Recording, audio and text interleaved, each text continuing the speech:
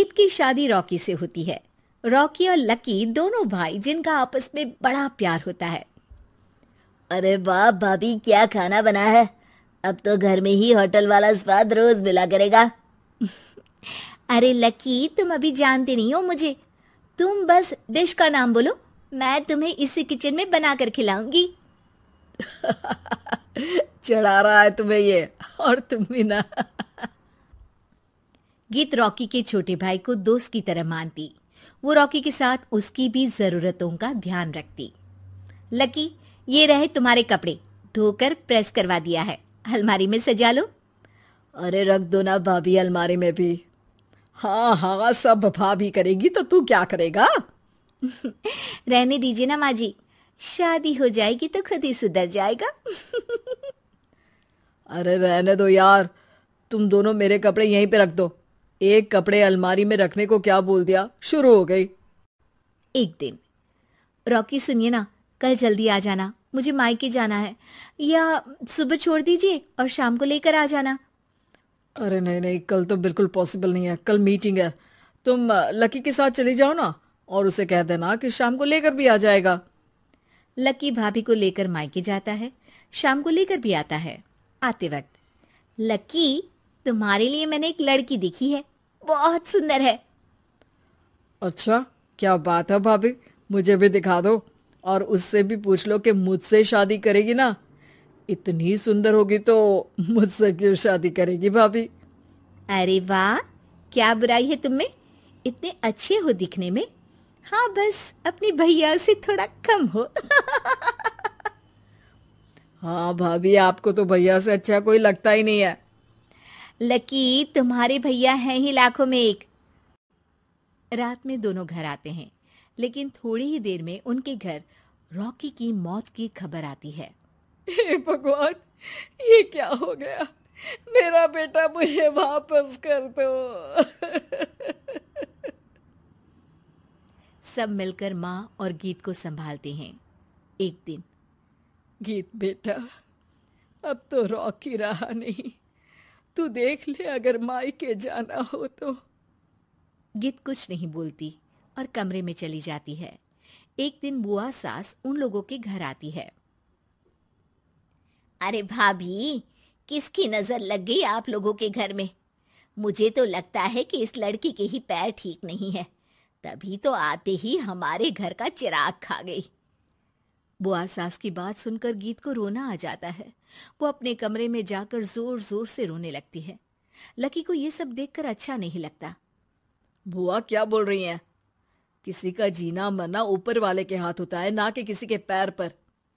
अरे देख लो भाभी, छोटा भी हाथ से निकल रहा है। ऐसा ना हो कि ये लड़की सबको आपके खिलाफ कर दे। तभी वहां गीत चाय लेकर आती है। लीजिए बुआ जी, चाय पी लीजिए। बुआ तो घर से चली जाती है, लेकिन सास के मन में गीत को लेकर नेगेटिव विचार भर जाते हैं। अब देख गीता, बहुत हुआ, यहाँ रहकर भी कुछ नहीं होगा। अच्छा होगा कि अपने मम्मी पापा को बोल के तुझे यहाँ से लेकर जाए। और गीत अपने मायके चली जाती है, जहां आस पड़ोस के लोग कहते हैं, अरे रे, बेचारी की शादी के 2 साल ही हुए थे, लेकिन पति नहीं रहा। सास ने भी घर से निकाल दिया। देखो भाई भाभी कब तक साथ रखते हैं। और शादी करा देनी चाहिए इसकी, तो उम्र ही क्या है इसकी। हाँ, लेकिन करेगा कौन। एक तो शादीशुदा, ऊपर से कलंक पति की मौत का। तभी वहां लकी आ जाता है और वो पड़ोसियों की बात सुन लेता है। लकी, तुम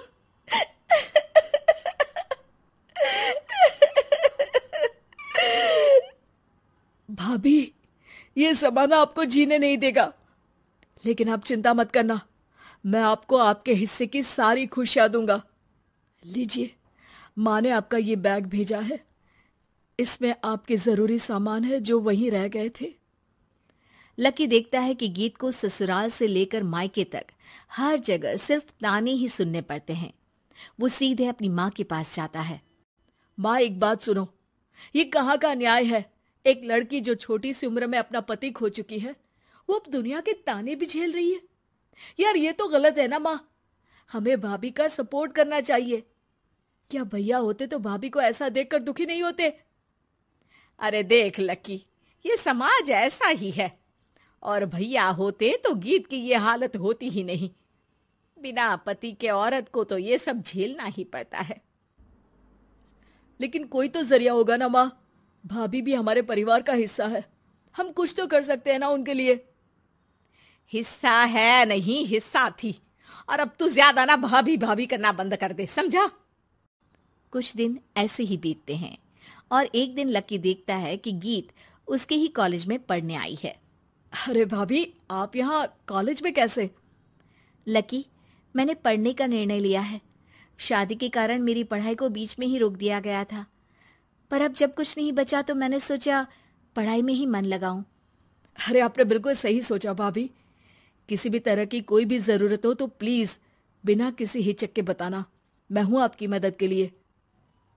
लेकिन कहते हैं ना, गीत की जिंदगी में सब कुछ बहुत दिनों के लिए ठीक नहीं रहा, और एक दिन क्लास में, अरे ये विधवा है, इसकी तो शादी हो चुकी है। क्या बात कर रहे हो? हमारे साथ तो बैठकर ऐसे पढ़ाई करती है जैसे बच्ची हो। अरे बच्ची नहीं, बहुत शातिर है ये, किसी को नहीं बताया कि ये शादीशुदा है, वरना हम इसे आंटी आंटी कहकर पुकारते ना। अरे अब तो पता चल गया ना, आंटी जी, आंटी आंटी। फिर क्या, सभी गीत को आंटी बोलकर चिढ़ाने लगते हैं।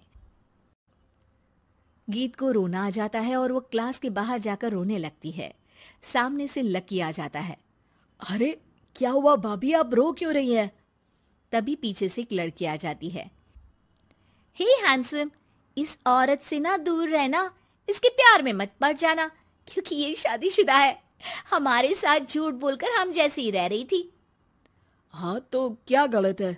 सही उम्र में तुम्हारे माता पिता तुम्हारी पढ़ाई छुड़वा देते तो आज तुम भी शादीशुदा ही होती ना, और इनका पति नहीं रहा, उसमें इनका क्या कसूर? अरे कोई अपने जीवन को नई शुरुआत दे रहा है तो तुम लोगों को क्यों मिर्ची लग रही है? अरे तुझे बड़ी दया आ रही है, कर लेना तू शादी। लकी तब तो कुछ नहीं बोलता, लेकिन ये बात उसके मन में घर कर जाती है।